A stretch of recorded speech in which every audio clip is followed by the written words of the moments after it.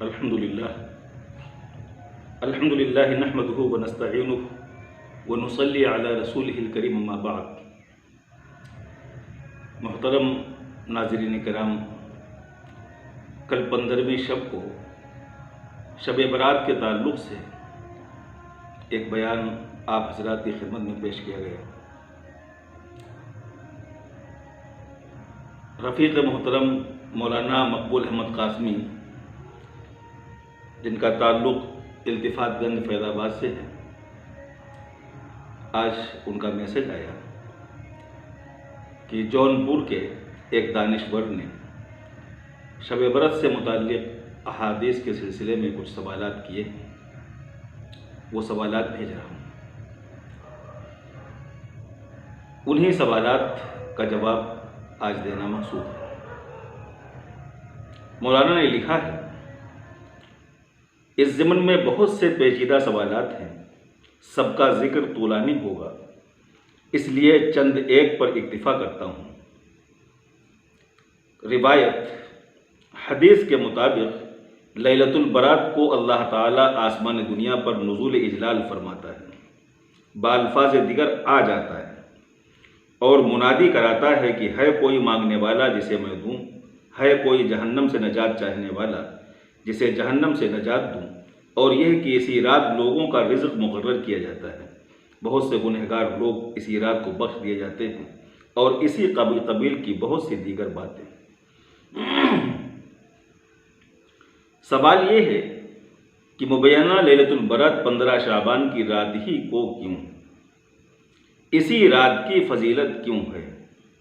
کیا بقیہ راتیں کسی اور کی جاری کرتا ہے؟ یہ پہلا سوال ہے جو آیا ہے۔ اس سوال سے جو بات سمجھ میں آ رہی ہے وہ یہ ہے کہ سوال کرنے والا فرق مراتب کا قائل نہیں ہے۔ ان کا ماننا ہے کہ جب ساری راتیں اللہ کی بنائی ہوئی ہیں تو یہ فضیلت شعبان کی 15ویں رات ہی کو کیوں حاصل ہے، دیگر راتوں کو یہ فضیلت کیوں حاصل نہیں ہے؟ تو ظاہر ہے کہ موصوف فرق مراتب کو تسلیم نہیں کرتے ہیں، حالانکہ خود قرآن فرق مراتب کو تسلیم کرتا ہے، انسانوں کے سلسلے میں بھی، دن و رات کے سلسلے میں بھی، اور ماہ و سال کے سلسلے میں بھی۔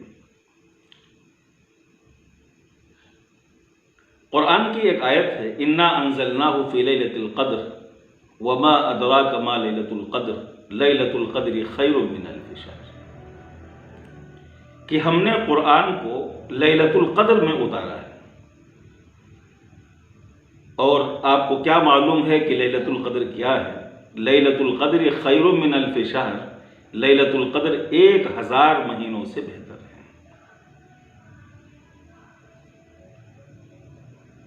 جب لیلۃ القدر قرآن کے خود بیان کے مطابق 1000 مہینوں سے بہتر ہے تو موصوف کو یہ تسلیم کرنا چاہیے کہ دیگر راتوں کو بھی کوئی فضیلت حاصل ہو سکتی ہے۔ اور اگر سوال یہی ہے کہ جب سب راتیں بنائی ہوئی اللہ کی ہیں تو 15ویں شعبان ہی کو یہ فضیلت کیوں حاصل ہے، تو یہی سوال تو لیلۃ القدر پہ بھی ہوگا کہ باقی رمضان کی ساری راتیں اور پورے سال کی ساری راتیں اللہ رب العزت ہی کی بنائی ہوئی ہیں، تو شب قدر ہی کو یہ فضیلت کیوں حاصل ہے کہ وہی 1000 مہینوں سے بہتر ہے۔ ایسے ہی رمضان مبارک کا بھی ذکر اللہ رب العزت نے اسی انداز میں کیا ہے، شہر رمضان الذی انزل فیہ القرآن، رمضان کا وہ مہینہ جس میں قرآن پاک کو اتارا گیا ہے۔ رمضان کے مہینے کو دیگر مہینوں کے مقابلے میں فضیلت حاصل ہے۔ نبیوں اور رسولوں کے سلسلے میں قرآن نے کہا ہے، تلک الرسل فضلنا بعضهم علی بعض منہم من کلم اللہ ورفع بعضهم درجات، کہ ہم نے رسولوں کو بھی مقام و مرتبے کے اعتبار سے الگ الگ رکھا ہے۔ بعض پیغمبروں سے اللہ رب العزت نے کلام کیا ہے، بعض پیغمبروں کے درجات کسی دوسرے انداز سے بڑھائے ہیں، تو سارے کے سارے رسول درجے کے اعتبار سے اور مقام کے اعتبار سے یکساں نہیں، رسالت کی حیثیت سے سارے کے سارے یکساں ہیں، لیکن درجات میں رسولوں کے درمیان بھی فرق ہے۔ کچھ رسولوں کو کتاب دی گئی ہے، کچھ کو صحیفے دیے گئے ہیں، کچھ رسول مؤید بن کے آئے ہیں، کچھ رسول پچھلی شریعتوں کی نشات ثانیہ کرنے کے لیے آئے ہیں۔ تو تمام رسولوں کا بھی درجہ ایک نہیں ہے، بلکہ ان کے درجات بھی الگ الگ ہیں، اور یہ خود قرآن کا بیان ہے۔ تو رات کے سلسلے میں بھی لیلۃ القدر کو قرآن نے کہا ہے کہ 1000 مہینوں سے بہتر ہے۔ رمضان کو اللہ رب العزت نے قرآن کے نزول کے لیے منتخب فرمایا ہے۔ رسولوں کو درجے کے اعتبار سے الگ الگ مقام دیا ہے اللہ رب العزت نے۔ اب اگر یہ سوال جو سائل صاحب نے کیا ہے کہ ساری راتیں اللہ کی بنائی ہوئی ہیں تو 15ویں شب ہی کو یہ فضیلت کیوں جاتی ہے، یہ سوال تو ہر چیز پر ہو سکتا ہے کہ سارے رسول اللہ کے بھیجے ہوئے ہیں تو بعض رسولوں کو کتاب کیوں دی گئی، سب کو کتاب کیوں نہیں دی گئی؟ سارے مہینے اللہ کے بنائے ہوئے ہیں تو قرآن کو رمضان میں کیوں اتارا گیا، دوسرے مہینے میں کیوں نہیں اتارا گیا؟ ساری راتیں اللہ کی بنائی ہوئی ہیں تو شب قدر 1000 مہینے سے کیوں بہتر ہے، بلکہ ہر رات کو 1000 مہینے سے بہتر ہونا چاہیے تھا۔ ایک عجیب و غریب سوال ہے، اور دوسرے لفظوں میں کہ یہ غیر معقول سوال ہے۔ ایسا لگتا ہے کہ سائل کو نہ قرآن پاک سے کوئی واسطہ ہے اور نہ زندگی سے وہ شخص جڑا ہوا ہے۔ ہاتھ کی 5 انگلیاں برابر نہیں ہوتی، گھر میں سارے بھائیوں کا قد یکساں نہیں ہوتا ہے، تمام انسانوں کی ذہنی صلاحیتیں یکساں نہیں ہوتی ہیں، دولت کے اعتبار سے، صحت کے اعتبار سے، ذہن کے اعتبار سے، فکر کے اعتبار سے، ایکٹیویٹیز کے اعتبار سے ہر انسان دوسرے سے الگ ہوتا ہے، فرق ہوتا ہے ہر 2 آدمیوں کے درمیان۔ تو پھر آخر 15ویں شب کے بارے میں ہی یہ مسئلہ کیوں پیدا ہوا؟ اور اس قسم کا سوال تو مومنانہ سوال ہی نہیں ہے، یہ تو وہ سوال ہے جو مکہ کے قریش اور مدینہ کے یہود یہ پیغمبر صلی اللہ علیہ وسلم سے کیا کرتے تھے۔ قریش مکہ کا کہنا یہ تھا کہ آخر اللہ کو پیغمبری دینی ہی تھی تو محمد ہی کو پیغمبری کیوں دی؟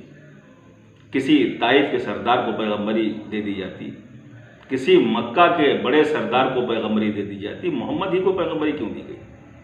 یہود اخیر تک جانتے ہوئے ایمان نہیں لائے اسی عصبیت کی بنیاد پر۔ ان کا ماننا یہ تھا کہ وہ اللہ رب العزت کے قریبی ہیں اور نبوت کا سلسلہ انہی میں جاری و ساری ہے، آخری پیغمبر ہی انہی میں ہونا چاہیے۔ محمد صلی اللہ علیہ وسلم بنو اسماعیل میں تشریف لے آئے تو ان کا کہنا تھا کہ بنو اسماعیل میں یہ کیوں آ گئے، بنو اسحاق میں کیوں نہیں ہے؟ اس ذہن کا جواب بھی اللہ رب العزت نے قرآن میں دیا ہے۔ واللہ یعلم حیث یجعل رسالتہ، کہ یہ بات اللہ کے علم میں ہے کہ وہ رسالت کس کو عطا فرمائیں گے اور کس کو نہیں دیں گے۔ یہ تمہارا انسانوں کا کام نہیں ہے فیصلہ کرنا کہ اللہ رب العزت نے کسی کو فضیلت دی ہے کسی کے اوپر۔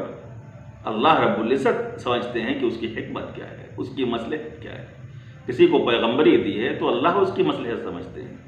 تمہارا دائرہ یہ گفتگو کرنے کا نہیں ہے، تم اس کی معقولیت کو دیکھو اور اس کو تسلیم کرو۔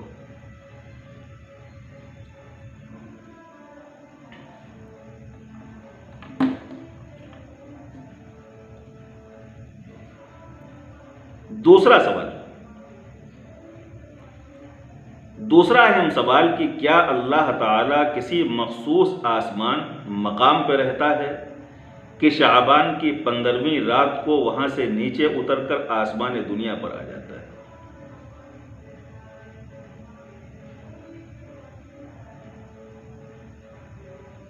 یہ دوسرا سوال ہے موصوف کا، کہ حدیث کے الفاظ یہ ہیں کہ اللہ رب العزت آسمان دنیا پر تشریف لاتے ہیں اور اعلان فرماتے ہیں کہ کیا کوئی ہے مانگنے والا کہ جس کو میں کچھ دوں، کیا ہے معافی طلب کرنے والا جس کی میں مغفرت کر دوں۔ تو موصوف صاحب سوال یہ کر رہے ہیں کہ اللہ تعالیٰ آسمان دنیا پر آ جاتا ہے، اس کا خاص مقام کیا ہے؟ اس کا تعلق ادبی ذوق سے ہے۔ یہ اصل میں مقام قرب کی ادبی تفہیم ہے کہ اللہ رب العزت بندے سے اتنا زیادہ قریب ہو جاتا ہے کہ بندہ جو کچھ دعا کرتا ہے، مانگتا ہے، تو اللہ رب العزت دینے کے لیے آمادہ ہوتے ہیں۔ قرآن پاک کی ایک آیت میں ہے نحن اقرب الیہ من حبل الورید، ہم انسان سے اس کی شہرک سے زیادہ قریب ہیں۔ شہرک ظاہر ہے کہ گردن میں۔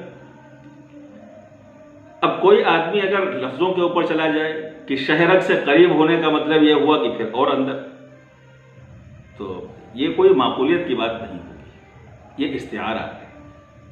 جو لوگ بلاغت پڑھے ہوئے ہیں، جو لوگ ادب پڑھے ہوئے ہیں کسی بھی زبان کا، وہ چاہے عربی زبان ہو، چاہے اردو ہو، فارسی ہو، انگریزی ہو، ہر ادب میں اس قسم کی چیزیں استعمال ہوتی ہیں۔ لفظ سے مراد یہ نہیں ہوتا ہے کہ آسمان دنیا پر اگر آنے کے الفاظ ہیں تو اس کا مطلب یہ نہیں ہے کہ باضابطہ وہ آ کر کے وہاں پاؤں رکھتے ہیں یا آ ہی جاتے ہیں۔ قرآن میں بھی، قرآن کی ایک آیت میں کہ ان الذین یبایعونک، کہ جو اے پیغمبر جو لوگ آپ سے بیعت کر رہے ہیں، انما یبایعون اللہ، وہ اللہ سے بیعت کر رہے ہیں، ید اللہ فوق ایدیہم، اللہ کا ہاتھ ان کے ہاتھ پر ہے۔ بیعت کرنے کا جو معمول تھا اور طریقہ تھا کہ لوگ ایمان لاتے تھے اور پیغمبر صلی اللہ علیہ وسلم کے ہاتھ میں ہاتھ دے کر کے اور عہد کرتے تھے کہ ہم آپ کے اصولوں کے اوپر پوری طرح چلیں گے۔ اللہ رب العزت نے اس سلسلے میں فرمایا کہ جو لوگ پیغمبر کے ہاتھ پر بیعت کر رہے ہیں اوپر اللہ کا ہاتھ ہوتا ہے۔ جو لوگ زبان جانتے ہیں انہیں معلوم ہے کہ اللہ کا ہاتھ اوپر ہونے کا کیا مطلب ہے۔ اللہ کا ہاتھ اوپر ہونے کا مطلب یہ ہے کہ یہ گویا کہ اللہ رب العزت سے ہی بیعت ہے، اس لیے کہ پیغمبر صلی اللہ علیہ وسلم یہ بیعت اپنے لیے نہیں لے رہے بلکہ خدا کے لیے لے رہے ہیں۔ تو خدا کے نمائندے کی حیثیت سے جو بھی وہ کام انجام دیں گے وہ خدا کا ہی کام ہوگا۔ جیسے کسی ملک کا سفیر اگر کہیں جاتا ہے تو کوئی بھی عہد کرتا ہے تو پورے ملک کی طرف سے وہ عہد شمار کیا جاتا ہے۔ تو یہاں پیغمبر صلی اللہ علیہ وسلم کا ہاتھ ان کے ہاتھ پر ہے تو اللہ رب العزت نے اسے اپنا ہاتھ قرار دیا ہے کہ اللہ رب العزت کا ہاتھ ان کے اوپر۔ اب کوئی آدمی اگر ہاتھ ہی تلاش کرنے لگے کہ خدا تعالیٰ کا ہاتھ وہاں کہاں، یہ سوال اسی نوعیت کا ہے۔ یا ایسے ہی قرآن پاک کی ایک آیت ہے کہ یوم یکشف عن ساق وہم یدعون الی السجود، کہ جب قیامت ہوگی تو پنڈلی کھلے گی، لوگوں کو سجدے کی دعوت دی جائے گی، تو جو لوگ دنیا میں نمازیں پڑھا کرتے تھے وہ لوگ سجدہ کریں گے، اور جنہوں نے جانتے بوجھتے ہوئے صحت مند ہوتے ہوئے بھی سجدہ نہیں کیا تو ان کی کمر مڑ نہیں پائے گی، وہ سجدہ نہیں کر پائیں گے۔ اب پنڈلی کا معنی اگر پنڈلی ہی لیا جائے کہ اللہ رب العزت کی پنڈلی کھلے گی اور جس طرح ہماری پنڈلیاں ہیں ایسی پنڈلی تلاش کی جائے تو غیر متعلق بات ہے۔ پنڈلی کھلنے کا مطلب یہاں یہ ہے کہ اللہ رب العزت جلوہ گر ہوں گے، اللہ رب العزت ظہور فرمائیں گے۔ تو پنڈلی کو پنڈلی کے لفظ میں ہی نہیں لیا جائے گا، بلکہ جو اس سے مراد ہے، استعارہ ہے، وہ مراد لیا جائے گا۔ ایسے ہی قرآن پاک میں وَاعْتَصِمُوا بِحَبْلِ اللَّهِ جَمِيعًا وَلَا تَفَرَّقُوا، کہ اللہ رب العزت کی رسی کو تھام لو اور تم لوگ آپس میں منتشر رہو۔ ہمارے یہاں رسی تھامنے کا طریقہ یہ ہے کہ ایک طرف ایک آدمی کے ہاتھ میں رسی ہوتی ہے، دوسری طرف اس کو کئی لوگ پکڑے ہوئے ہوتے ہیں، ایک سرا ایک کے ہاتھ میں ہوتا ہے، دوسرا سرا دوسرے کے ہاتھ میں ہوتا ہے۔ اگر کسی اعتبار سے آپ دیکھیں گے تو منظر وہی ہے کہ ایک رسی کا ایک سرا اللہ رب العزت کے ہاتھ میں ہے اور دوسری طرف تمام ایمان والوں کو دعوت دی جا رہی ہے کہ تم سب لوگ اس رسی کو مضبوطی سے تھام لو۔ لیکن بہرحال یہاں ہم یہ مراد نہیں لے سکتے ہیں کہ اللہ رب العزت کا ہاتھ ہے، اس کے بعد میں پھر رسی ہے اور اس کو پکڑا جا رہا ہے۔ ایک وحدت کی دعوت ہے کہ جو اللہ رب العزت کے دیے ہوئے اصول ہیں ان اصولوں کے اوپر سب لوگ اکٹھا ہو جاؤ، ایک مرکز کے اوپر سب لوگ جمع ہو جاؤ۔ ایسے ہی بخاری شریف کی ایک روایت ہے کہ لا یزال عبدی یتقرب الی بالنوافل حتی احبہ فاذا احببته اکون سمعہ الذی یسمع بہ وبصرہ الذی یبصر بہ وَيَدَهُ الَّذِي يَبْطِشُ بِهَا وَرِجْلَهُ الَّتِي يَمْشِي بِهَا۔ یہ حدیث کے الفاظ ہیں کہ بندہ فرض سے بڑھ کر کے جب نفل کی طرف آتا ہے اور اللہ رب العزت کے لیے نفل نمازیں، نفل صدقات اور دیگر وہ کام کرتا ہے جو اس کے اوپر فرض نہیں کی گئی تھی، تو اللہ سے بہت زیادہ وہ قریب ہو جاتا ہے، اور اللہ رب العزت اس کے کان بن جاتے ہیں جن سے وہ سنتا ہے، اس کی آنکھ بن جاتے ہیں جن سے دیکھتا ہے، اس کے ہاتھ بن جاتے ہیں جس سے وہ چیزوں کو پکڑتا ہے، چھوتا ہے، اس کے پاؤں بن جاتے ہیں جن سے وہ چل کر کے جاتا ہے۔ مطلب اس کا کیا ہے؟ مطلب اس کا یہ ہے کہ اللہ رب العزت اس کو اپنی حفاظت میں لے لیتے ہیں، وہ اللہ رب العزت کا نمائندہ بن جاتا ہے، اس کو سوچنے سمجھنے کی اللہ رب العزت بہترین صلاحیت عطا فرماتے ہیں، اس کی نگاہ کو اللہ رب العزت دوربینی عطا فرما دیتے ہیں، دور اندیشی دے دیتے ہیں کہ دور کی وہ چیزیں دیکھ لیتا ہے جس کو عام لوگ دیکھ نہیں پاتے، وہ ان راستوں پر چلنا گوارا کرتا ہے جو اللہ رب العزت کی طرف لے جانے والے راستے ہوتے ہیں، اس کو معروفات سے طبعی مناسبت ہو جاتی ہے، اور جو مکروہات ہیں، جو حرام چیزیں ہیں، ان سے طبعی نفرت ہو جاتی ہے۔ یہ اس کی ڈیفینیشن ہے، یہی اس سے مراد ہے۔ اب کوئی آدمی اگر وہ اللہ رب العزت کا کان اور اللہ کی آنکھیں اگر یہ گفتگو شروع کر دے تو ظاہر ہے اس کا مطلب ہے کہ اسے ادبی ذوق بالکل نہیں ہے۔ انگریزی میں بھی ایک لفظ استعمال ہوتا ہے مون لائٹ کا۔ مون لائٹ کے معنی چاند کی روشنی کے، اور سب لوگ، سارے سائنٹسٹ اس بات پر متفق ہیں کہ چاند کے اندر روشنی نہیں ہوتی ہے، جو نظر آتی ہے وہ سورج کا عکس ہوتا ہے، لیکن پوری دنیا ادب میں لفظ استعمال ہوتا ہے، مون لائٹ کا لفظ استعمال ہوتا ہے، اس پر کوئی نکیر نہیں کرتا۔ بجنور میں ایک صاحب بہت زیادہ پڑھے لکھے تھے، اور وہ ایک عربی ملک سے قرآن میں دکتورا کر کے، ان کے سامنے کسی نے یہ شعر پڑھا کہ اے باد صبا کچھ تو نے سنا، مہمان جو آنے والے ہیں، کلیاں نہ بچھانا راہوں میں، ہم آنکھیں بچھانے والے ہیں، یا ہم پلکیں بچھانے والے ہیں۔ تو ان کے پاس ڈگری تو بڑی تھی، عربی زبان بہت اچھی وہ جانتے تھے، لیکن ادبی ذوق سے وہ محروم تھے۔ انہوں نے کہا دیکھیے کتنا غیر معقول شعر ہے، یہ کہنا یہ چاہیے کہ کلیاں نہ بچھانا راہوں میں، ہم دریاں بچھانے والے ہیں۔ تو ظاہر ہے کہ اگر واقعیت کے لحاظ سے آپ دیکھیں تو راستے میں دری ہی بچھائی جاتی ہے، اس اعتبار سے ان کی تصحیح صحیح ہے۔ لیکن جن لوگوں کو اردو ادب کا ذرا بھی ذوق ہے وہ محسوس کریں گے کہ آخر جو انہوں نے تصحیح کی ہے وہ کس طرح کی تقلید ہے۔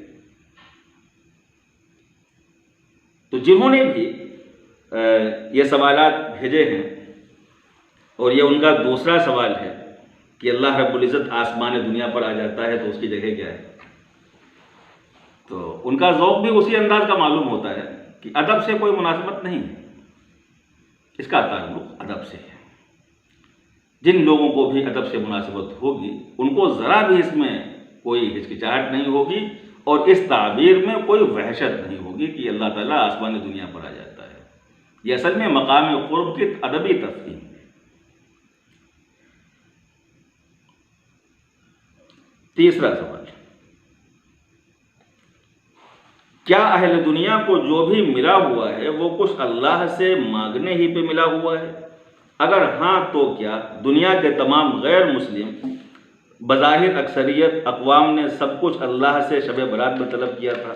اور اگر نہیں تو انہیں وہ سب کچھ کیوں ملا جو ہم اپنی آنکھوں سے ان کے پاس دیکھ رہے ہیں، بلکہ ان سے کبھی کبھار مانگتے بھی ہیں۔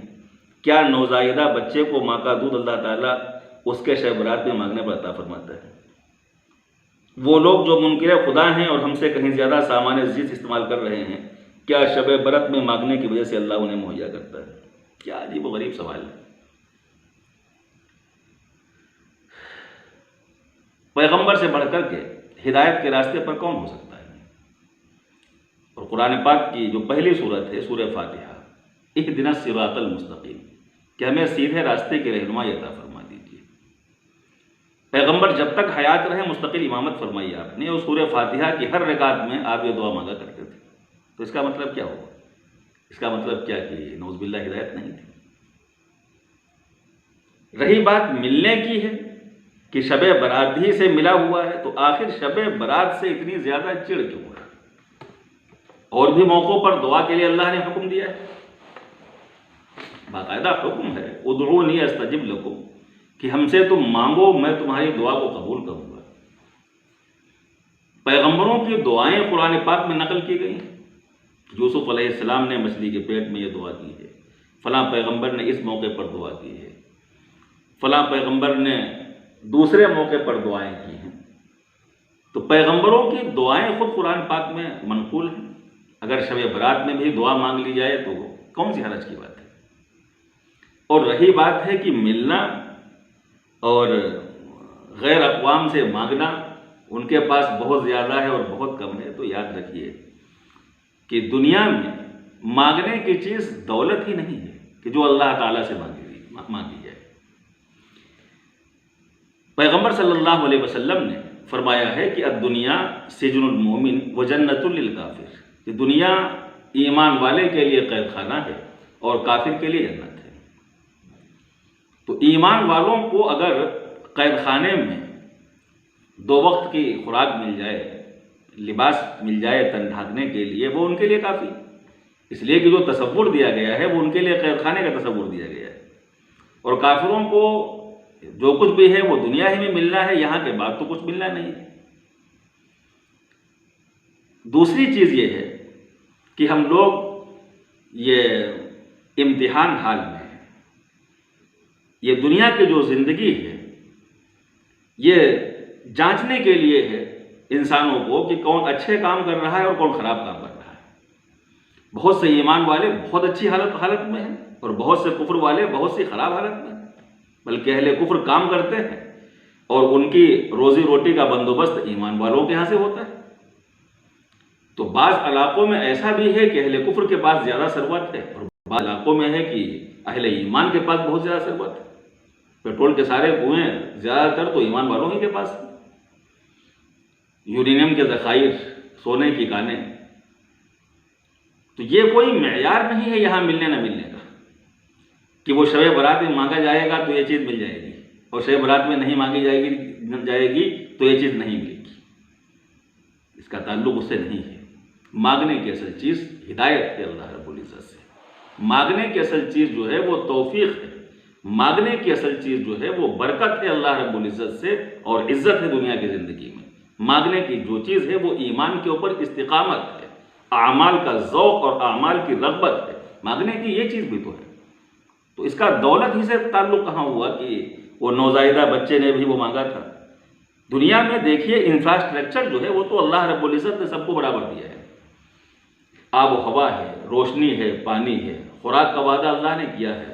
وما من دابۃ علی الارض وما من دابۃ فی الارض الا علی اللہ رزقها، کہ زمین پر کوئی بھی رینگنے والی چیز، کوئی بھی جاندار چیز ہے، اللہ رب العزت نے روزی کا ذمہ اپنے سر لیا ہے۔ تو اس میں مسلم بھی ہیں اور غیر مسلم بھی۔ تو روزی کا تعلق تو اس سے ہے، روزی کا تعلق شب برات والے دن مانگنے ہی سے نہیں ہے۔ اور کسی انسان کے نزدیک اگر سب کچھ روزی ہی ہے اور سب کچھ دولت ہی ہے تو پھر یہ الگ بات ہے۔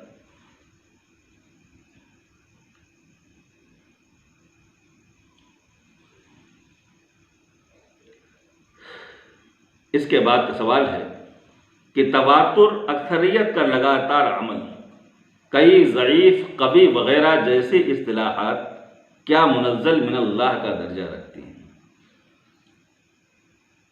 اگر مبینہ روایات مستند ہوں،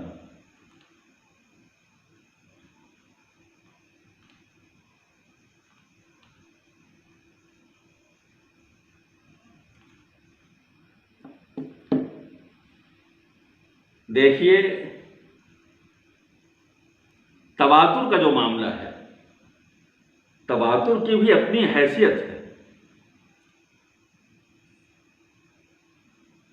پیغمبر صلی اللہ علیہ وسلم سے، بلکہ حضرت ابراہیم علیہ السلام سے ایمان والوں میں ختنہ کی رسم چلی آ رہی ہے۔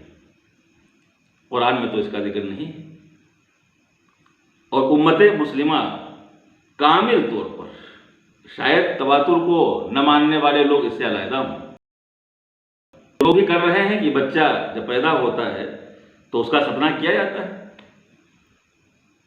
تو تواتر ہی کی تو بنیاد پہ کیا جاتا ہے، ورنہ قرآن میں تو اس کا ذکر نہیں۔ مصافحہ جو ہم لوگ کرتے ہیں، ایک دوسرے سے ہاتھ ملاتے ہیں ملاقات کرتے ہوئے، اس کا ثبوت بھی تواتر ہی سے۔ نمازوں کی جو عملی شکل ہے، وضو کرنے کی جو عملی شکل ہے، یہ بھی تواتر سے ہی ثابت ہے، ورنہ قرآن پاک میں وضو ہی کے لیے 4 اعضاء کا ذکر کیا گیا ہے، چہرے کا، ہاتھوں کا، سر کے مسا کا اور پاؤں کا، لیکن جو ترتیب ہے اس کی کہ کس طرح بیٹھا جائے، ہاتھ دھلے جائیں، کلی کی جائے، ناک میں پانی ڈالا جائے، یہ کیا جائے، سب پیغمبر صلی اللہ علیہ وسلم نے سکھایا، اور لوگ اسی طرح سے کرتے چلے آ رہے ہیں۔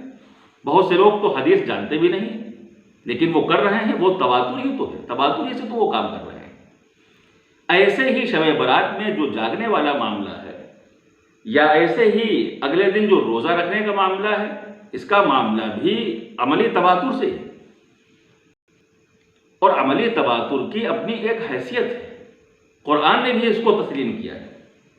قرآن نے اہل کتاب سے کہا ہے کہ ایتونی بکتاب من قبل ھذا او اثارۃ من العلم ان کنتم صادقین، کہ جو تم لوگ اپنی منمانی رسمیں ادا کر رہے ہو، جو تمہارے یہاں رواجات چل رہے ہیں، جو نظریات تمہارے ہیں، ان پر یا تو لکھی ہوئی کتاب لے آؤ، کہ جو اللہ رب العزت کی طرف سے اتری ہوئی ہو، جس کی تحریر خدائی تحریر ہو، کتاب لے کر کے آؤ، او اثارۃ من العلم، یا علم مأثور لے آؤ۔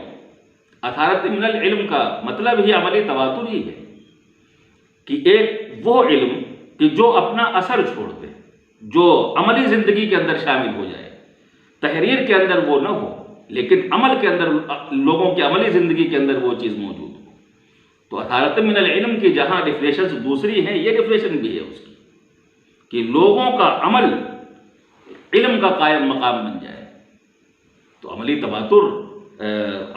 تواتر کی بھی اپنی ایک حیثیت ہے، اور عملی تواتر سے اگر کوئی چیز ثابت ہے تو تب بھی وہ ایک علم ہے، اور اس کو اہمیت دی جائے گی۔ اور پھر شب برات کے سلسلے میں نے عرض کیا تھا کہ علامہ زاہد الکوثری رحمۃ اللہ علیہ نے، جو بہت بڑے محدث تھے، جن کی تمام مآخذ کے اوپر اور تمام روایات کے اوپر بڑی تحقیقی نگاہ تھی، ہندوستان میں جس طرح علامہ انور شاہ کشمیری رحمۃ اللہ علیہ گزرے ہیں محقق محدث، ایسے ہی مصر میں علامہ زاہد الکوثری رحمۃ اللہ علیہ تھے۔ بڑی کتابیں ہیں ان کی، احادیث کے بڑے ذخیرے انہوں نے کھنگالے ہیں، اور بڑی مطبوعات بھی ہیں، مخطوطات پر بہت انہوں نے کام کیا۔ انہوں نے خود لکھا ہے مقالات میں کہ 3 حدیثیں جو ہیں سلسلے میں صحیح ہیں، اور اگر کوئی حدیث صحیح ہے تو پھر اس کی اپنی حیثیت ہے، اس کی توہین نہیں کی جا سکتی ہے۔